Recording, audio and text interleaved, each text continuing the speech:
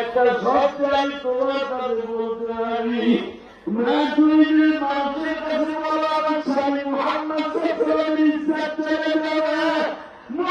গভর্নমেন্টের প্রেসিডেন্ট, মক্কার গভর্নমেন্টের প্রেসিডেন্ট, আর মক্কার পার্লামেন্টের প্রেসিডেন্ট সম্মান নষ্ট হয়ে যাবে। আমার নবী আমি অপমান করতে চাই না।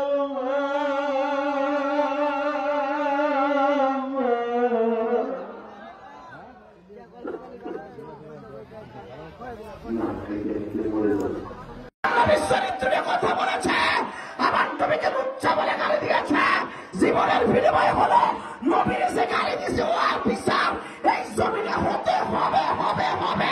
কে কে প্রস্তাবে রাজি আছো? আল্লাহ হাত তুলে